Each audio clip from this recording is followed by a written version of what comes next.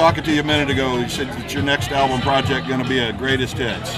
Yeah, we were planning on putting it out last year, and just due to some of the contracts and stuff, legal issues, we had to postpone it a little bit. But it's going to be called Portrait, and it's going to be 15, 20 songs of over the past, I guess, 20 years. Doesn't seem like it's been that long. Going to include some of the stuff that's out of print or been out of print? Well, I hope to. Yeah, Down in Flames has been out of print for a while, and that's going to have three or four of the songs on there at least. But I'd like it just to be in one place. I think a lot of people they know the feet don't touch the grounds and the finger and the trigger and all that. But I think over the years they've kind of forgotten a lot of the songs that I think we've had over 10 top 10 singles down on Texas radio, and I think it'll just be good to have it all in one place. You mentioned with the record deal, also a publishing deal was involved in that. Yeah. Tell me about how they're helping you with connecting with. Well, I kind of swore off record deals and publishing deals, and when I did this record, I was like, you know what, I'm just going to put this out by myself, and just me and my guitar, and go into the studio for a couple of days, and of course, in true form, as soon as I did that, I got 2 offers for a record deal and a publishing deal with BMG. So, they say never say never. I'm not sure a lot of fans even understand the difference there with the publishing aspect. Can you explain that to somebody? Well, it's just more on the songwriting end. That's at the end of the day, that's kind of what I really get off on doing, is writing songs, and that's the way I make my money. They help connect you with other people. It's a long story. It'd be almost a class you could do on it, and I'm still learning. 20 years into the business, or 20 plus years, I'm still learning the ins and outs of publishing. But essentially, that's where you make your money as a songwriter, from it being played on the radio and from actual record sales. And for years and years, I've been doing it myself, and a lot of my friends have cut my songs, but I've never had anyone actually, actively out trying to get my songs cut, and that's also something that a publisher will do. So I'm excited. I always said I wouldn't do it because I didn't want to give away, a percentage of my writing, but there's an old adage in the music business: 50% of something is better than 100% of nothing. And so we'll see what happens. Talking to the Stragglers a few minutes ago about the Yellow House and things, and so many of the modern generation of fans don't know any of that history. I'm curious with you, the farm before the Yellow House. Most of the stories I hear from Grant and Jason and those guys start, I don't know, say around 1995, 1996. Yeah. You might have been out there a little earlier. I was. I moved to Stillwater in 1987, and so I lived there from 87 to 92. And my first experience with the farm was, just being a wild-eyed young musician, just wanting an opportunity to pick up a guitar. And one of the big things there in Stillwater, at least at that time, was the Jimmy LaFave Union Weekends. He was kind of the big name of Red Dirt at that time. And he moved to Austin. Yeah, and he'd moved to Austin, so he would come back, and it would be a really big party. And I had no clue about the farm at that time, but a lot of people were like, I know there's going to be an after party out at this farm outside of town, and I was riding a motorcycle at that time, and I remember the first night I rode out there, which, if you ever ride bikes, sometimes it doesn't seem like it's that cold, until you get on the bike, and it was a ways out of town, and we froze our ass off and rode out there, and a lot of people always, they try to make it all mystical. Man, we got out there, and me and my friends were like, there's no chicks here, man. It's all dudes sitting around campfires. And my friends were like, let's get out of here. And I was like, no, man, I want to pick some songs. And I always jokingly say that, I probably shouldn't even say that. I talked to Dave Teagarden about Oh, yeah. I said, did you ever go out there? He said, well, Brandon go out there, but there wasn't any women out there. There, it was exactly. It was all guys. It was a hairy leg convention out there, you know, a bunch of hippies playing guitar around a campfire. But, no, it was a good time. It was kind of my first, I was just young and hungry and just wanted any chance that I could, pick a song, and they'd have a campfire and guys playing around out there. And it's kind of where I met. The Medicine Show was kind of getting their start right about that time.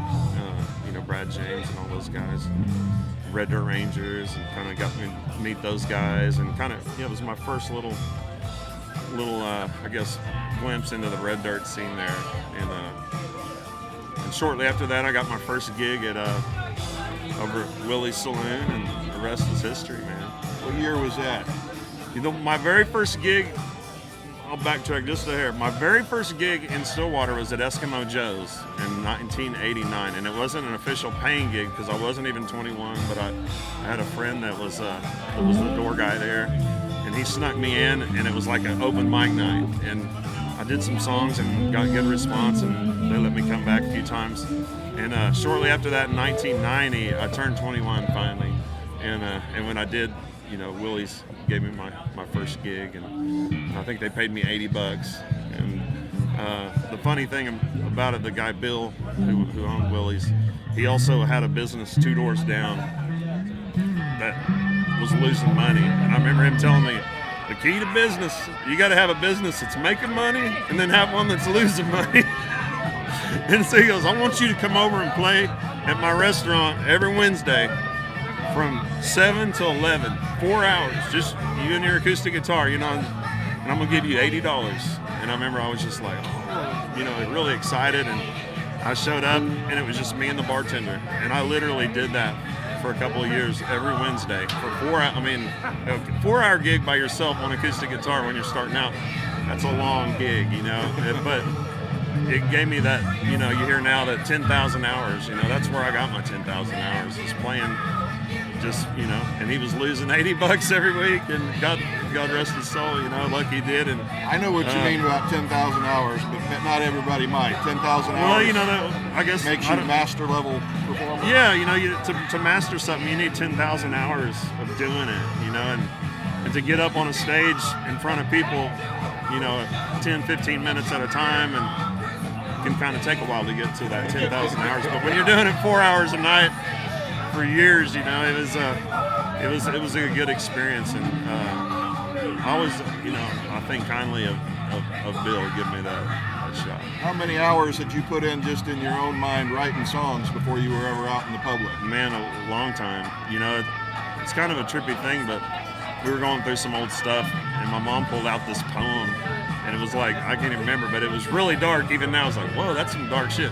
She was like, you wrote that when you were 5. She goes, you couldn't even write it down. I had to write it for you. And I was like, wow. So when I look back, I was always a guy who was even when I was learning guitar, I learned those, the Smoke on the Water and the Crazy Train. But in the end, what I did is sat and wrote my own songs, even, back in 7th grade, I think the one that comes to mind, it was called Roasted Guitar Pick.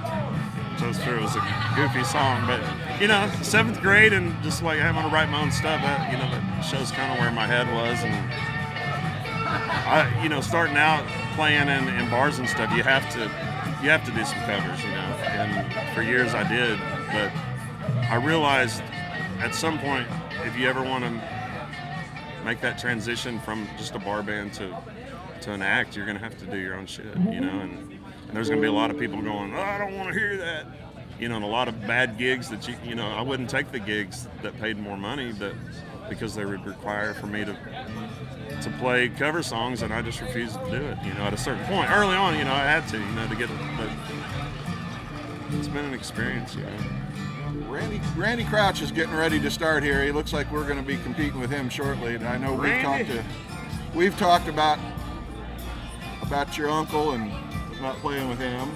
And so if you want to tell that story maybe a little bit. Which one? Which story? Not you might have about how you became acquainted with Randy Crouch. Oh, okay. Well, I'll tell that one in a real quick. Another one that I tell about Randy all the time, because Randy to me is an inspiration of perseverance. Randy is the most positive person that you'll ever see, a smile on his face. And one thing we always hate as musicians, we'll show up to a gig way out in the middle of nowhere, and it'll just be a field. with a flatbed with no cover. You know, they don't think we need to cover the musicians, and so everybody hates it. But Randy, he's on his way to the gig, and he sees it, and he looks over and he goes, "I love playing on flatbeds." I tell that story all the time to young musicians, that whether or not he really loves playing on flatbeds, you're going to play on that flatbed, so you might as well enjoy it, you know. And if you want to make it as long as Randy has, you got to have a positive attitude, or at least have some sort of positive spin on what's happening, or you'll go crazy or drink yourself to death or something. But yeah, What's happening, guys? well, hopefully we didn't interrupt too. But one of my first, experiences going out to a bar and seeing a band was Randy. My uncle Mike Nafee, rest his soul, he's passed away, but he played drums for Randy, and I was probably like maybe 7 years old. I can't remember exactly, but I remember being a little kid and being in awe of everything happening on stage. So you can blame Randy Crouch.